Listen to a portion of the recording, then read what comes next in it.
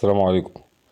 بالنسبة لماتش الأهلي واستاد أبيجان ده، الناس الجماعة اللي عمالين يقطوا في كهربا وبتاع معظمهم أهلاوية يعني. يا عم أنت مش واخد بالك إن هو بقاله فترة ما بيلعبش ومركون؟ طب إيه الناتج اللي عمله في الماتش؟ هو مهاجم نزل، لعب الماتش كله، ضيع فرص كتير بس عمل إيه؟ جاب جونين وعمل أسيست. طيب أنت عايز من المهاجم إيه أكتر من كده؟ أنت كسبت ماشي، ضيع أجوان وضيع أجوان ما تضيعش وكده، بس في النهاية جاب جونين. الناس اللي عمالة تطلع تقول لك كهربا 2/10 و3/10 و5/10 ومش عارف ايه. يا عم انت في حاجة في مخك؟ المهاجم عايز ايه منه غير انه يجيب اجوان وكده؟ هو راجل عمل اللي عليه وجاب اجوان وعمل اسيست. احنا محتاجين اللي هو المهاجم بتاعنا يجيب كل الفرص اللي تجيله او 90% منها حتى.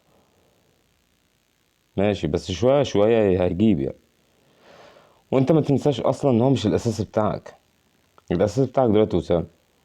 يعني لما يكون عندك كهربا احتياطي يعني مش حاجة وحشة يعني. ما تتحملوش على الناس اوي كده يعني. معلش. هو الاهلي مطمعنا في كل حاجه، في المكسب وفي البطولات وفي كل حاجه. ماشي، احنا اتعودنا على كده خلاص، ماشي تمام. بس ما تتحملوش قوي على الناس كده. هو واحد زي ده بقاله فتره ما بيلعبش، فلازم يبقى مستواه عامل كده. والنتيجه بتاعه المباراه النهائيه اللي انت محتاجها من المهاجم هو عملها خلاص.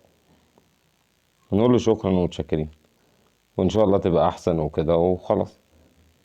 لكن مش كل ماتش نطلع نقطع فيه وبتاع والكلام ده، وهو ايه اللي يلعبه وما مشاش ليه والكلام الفاضي ده. لا يا عم هو كويس، ممكن يكمل يبقى احسن من كده كمان.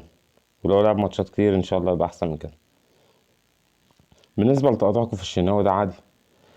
انا اصلا من وجهة نظري ان الشناوي بقاله فتره مش في مستواه. كبر السن مأثر عليه جدا يعني. رد الفعل بتاعه بقى بطيء. وغير كده المرونة عنده بقت ضعيفة جدا. المفروض مصطفى الشوبير ياخد ماتشات اكتر من كده بكتير ويبدأ يجهز ان هو يحل محله في المستقبل القريب. ده رأيي. واحنا شوية المستوى بتاع الاهلي مش كويس، بس المستوى الاساسي التعبان عندنا في الدفاع. لازم نشوف حل فيه. وبيرس تاو ما جاش ومش هيجي. وبيرس تاو شطب. يعني لازم نشوف حل بقى، نجيب واحد مكانه انضف شوية كده. لكن لازم تصبروا يا جماعة اللعبة شوية. معلش يعني. ومش كل واحد يقعد يخبط كده وبتاع. والناس اللي عمالة تطلع وتقول تقييم اللاعبين تقييم اللاعبين وده 2 وده 0 وده 1.